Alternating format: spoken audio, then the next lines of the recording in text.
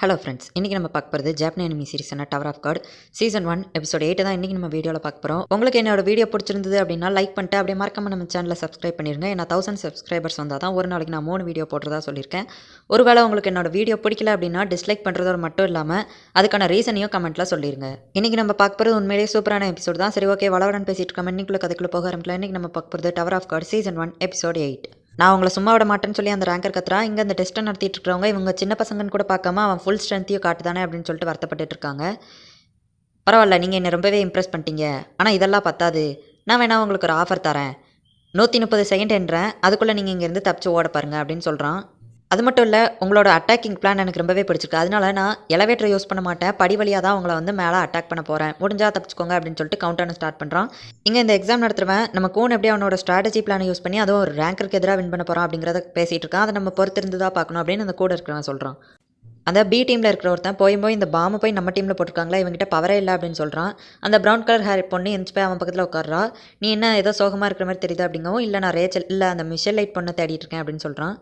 அவள் ஏதோ வேலையாக வெளியே போயிருக்கா அப்படின்னு சொல்லிட்டு அந்த ப்ரௌன் கலர் ஹேர் பொண்ணு நம்ம பாம்புக்கு ரிப்ளை பண்ணுறா. இங்கே அந்த பச்சை கலர் பொண்ணு லிஃப்ட்ல ஏறி மேலே போயிட்டு இருக்கா. இப்போ அந்த ரேங்கருக்கு ஒரு ஆப்ஷன் இல்லை. பட் ஆனால் அவன் ரேங்கர், ஸோ அவ்வளோ ஈஸியில் விட்டு கொடுத்துட மாட்டான். அதுவும் படி வழியாக தான் வந்தாகணும் அப்படின்னாலுமே அவன் ஏதாச்சும் பிளான் வச்சிருப்பான். ஸோ பார்த்து செயல்படுங்க. அவனை படி வழியாக மட்டும் சீக்கிரமாக மேலே ஏற விட்டுறாதீங்க, கொஞ்சம் அவனை ஸ்லோ பண்ணுங்க அப்படின்னு சொல்லிட்டு நம்ம கோன் சொல்கிறான். அப்படி சப்போஸ் அந்த பிளான் தோற்று போயிடுச்சு அப்படின்னா அந்த பெட்ஷீட் இழுத்து தூங்கிட்டு இருக்கிறவன் தான் பார்த்துக்கிடணும் அப்படின்னு சொல்லிட்டு சொல்கிறான். இப்போ எல்லாருமே ரெடியாக இருக்காங்க. இவன் நடந்தா அசால்ட்டாக வந்துட்டு இருக்கான். பட் ஆனால் நம்ம ரேங்கர் அப்படிங்கிறதுனால இவன் கொஞ்சம் மாசானவன் தான். ஷீன்ஸுவை யூஸ் பண்ணி வேறு லெவல் மாஸ் காட்டிகிட்டு இருக்கான். ஏன் கூட சண்டை போடுறதுக்கெலாம் உங்களுக்கு தகுதி வேணும், ஏன் கூட போட்டி போட்டு ஜெயிக்க முடியும் அப்படின்னு சொல்லிட்டு எப்படி நீங்கள் நினைக்கிறீங்க? ஐயோ பாவம், உங்களெல்லாம் பார்த்தா பாவமாக இருக்குது அப்படின்னு சொல்லிட்டு அவன் கிண்டல் பண்ணிக்கிட்டே மற்றவங்க எல்லாத்தையும் அடிச்சு ஈஸியாக தோக்கடிச்சிக்கிட்டே வரான். அவங்க சீன்ஸையே சேர்த்து தான் யூஸ் பண்ணுறாங்க. அப்படி இருந்துமே நம்ம ரேங்கரை யாராலையும் தோக்கடிக்க முடியல. இங்கே டீம் பி காரங்க எல்லாருமே அப்படி தான் அவங்க எல்லாத்தையும் அடிச்சு துவங்க அப்படின்னு சொல்லிட்டு இருக்காங்க. ஏன் அப்படின்னு கேட்டிங்கன்னா, இந்த டீம் ஏ, அதாவது நம்ம கூனோட டீம் ஜெயிச்சிட்டாங்க அப்படின்னா நம்ம பாம் டீம் ஆப்வியஸாக தோற்று தான் போவாங்க. பட் ஆனால் இந்த கூன் டீம் அடி வாங்குறத பார்த்து இவங்கெல்லாம் சந்தோஷப்படுறதுல பாம்க்கு சந்தோஷம் இல்லை. அந்த பச்சை கலர் பொண்ணு டாப் ஃப்ளோர் வந்துட்டா, ஓடையில் ரேங்கர் வந்தால் நாங்கள் பார்த்துக்கிட்டோன்னு ஒருத்தர் சொல்கிறான். அந்த பெட்ஷீட் போட்டு தூங்கிட்டு இருக்கான், தூங்கியே போயிட்டான் அப்படிங்க. அவன் தூங்கிட்டான்னு கவலைப்படாத கோன், என்னோட கில்லர் ஆர்ட்ஸை நீ பார்க்குறதுக்கான நேரம் வந்துடுச்சு அப்படின்னு சொல்லிட்டு நம்ம கில்லர் ஆர்ட்ஸ்காரன் ஏதோ வீர மாதிரி பேசிகிட்டு இருக்கான். இங்கே நம்ம ராக் என்னடான்னா சாப்பாடு கண்டஸ்டன்ட் வச்சு விளாண்டுக்கிட்டு இருக்கானுங்க. அவ்வளோதான், டீமையே கண்டிப்பாக தோற்றுருவாங்க அப்படின்னு சொல்லிட்டு இந்த டெஸ்ட் நடத்துகிறவன் சொல்கிறான். அட்மினிஸ்ட்ரேட்டர் ஏன் அப்படி சொல்கிறா அப்படின்னு கேட்கவும், ரேங்கர் கண்டிப்பாக அவளை பிடிச்சிருவான், நம்ம கோன் கிட்ட வர இதுக்கு மேலே எந்த ட்ரிக்ஸும் இல்லை அப்படின்னு சொல்லவும், என் ஃப்ரெண்டை ஈஸியாக எடை போடாதீங்க, அவன் கடைசி நிமிஷத்தில் கூட ஆட்டத்தை அப்படியே மாற்றிடுவான் அப்படின்னு சொல்லிட்டு நம்ம ராக் சொல்கிறான். நம்ம அட்மினிஸ்ட்ரேட்டரும் பொறுத்திருந்து பார்ப்போம் அப்படின்னு சொல்லிட்டு சொல்கிறான். இங்கே நம்ம கில்லர் மார்ஷல் ஆர்ட்ஸு, கவலைப்படாதீங்க காய்ஸ், அந்த ரெட் கலர் முள்ளமன்றி தலையை ரேங்கர் வந்தால் நான் பார்த்துக்கிறேன் அப்படின்னு சொல்கிறான். கூட இருக்கிறவங்க பயப்படுறாங்க. என்னாச்சு, ஏமலா அவ்வளோதான் நம்பிக்கை வச்சுருக்கீங்களா அப்படின்னு கேட்கவும் பார்த்தா பின்னாடி அந்த ரேங்கர் நிற்கான். யாரை பார்த்துடா முள்ளமன்றி தலையை அப்படின்னு சொன்னால் மன்னிச்சிருங்க அப்படிங்க. அவன் அவங்கள அடிச்சு போட்டு அசால்ட்டாக கிளம்பிட்டான். கிட்டத்தட்ட அவன் நெருங்கிட்டான். நம்ம கில்லர் மார்ஷல் ஆர்ட்ஸு வேறு லெவலில் ஃப்ரெண்ட்ஸ்க்காக போராடுறான். அதை பார்த்து அவன் இம்ப்ரெஸ் ஆகிறான். அந்த பச்சை கலர் பொண்ணுங்க அப்படின்னு சொல்லிட்டு நம்ம கூன்ட்ட வந்து ரேங்கர் கேட்குறான். அவன் இங்கேருந்து கீழே இருக்கிற எக்ஸிட்க்கு குதிச்சு போயிட்டா அப்படிங்கவும், இவ்வளோ ஹைட்லேருந்து யாராலையும் குதிக்க முடியாது அப்படின்னு ரேங்கர் சொல்கிறான்.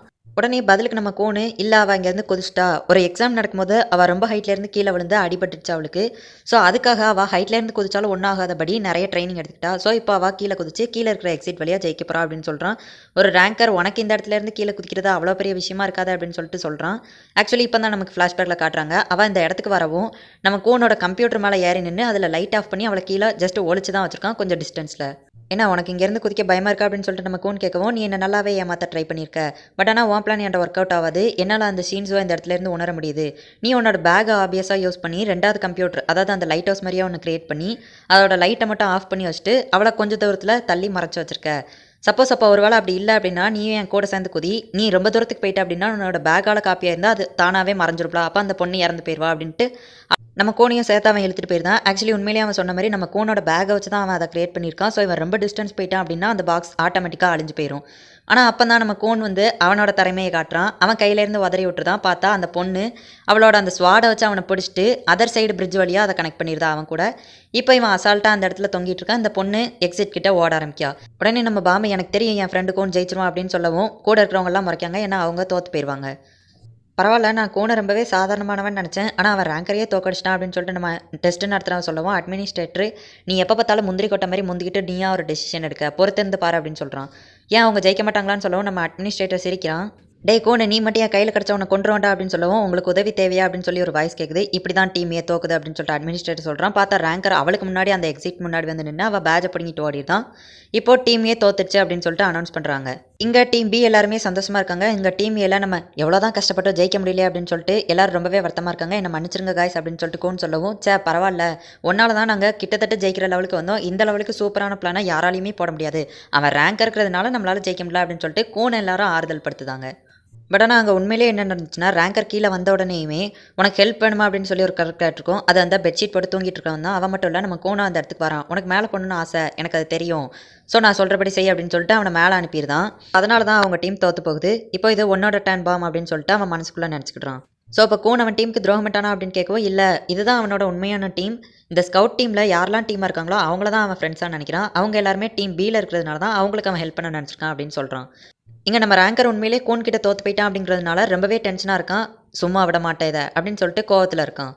இங்கே யார் லீடராக இருக்குது அப்படின்னு சொல்லிட்டு எல்லாருக்குள்ளேயும் சண்டை வருது. அப்போது அந்த நான் பிரின்சஸ் தானே, ஸோ நான் உங்களுக்கு லீடராக இருக்கேன் அப்படின்னு சொல்லிட்டு அந்த ப்ரௌன் ஹேர் பொண்ணு சொல்கிறா. உடனே எல்லாரும் ஓகேன்னு சொல்கிறாங்க. இப்போ அவள் தான் லீடராக இருந்து இந்த டீமை தலைமை தாங்குதா. இப்போ அந்த ப்ரௌன் ஹேர் இளவரசி பொண்ணு தான் வந்து இவங்க டீமை வழி நடத்திட்டு இருக்கா. அப்போவே இவங்களுக்குள்ளே சண்டை முடியலை. இவங்க டீமுக்குள்ளேயே அடிச்சுக்கிட்டாங்க.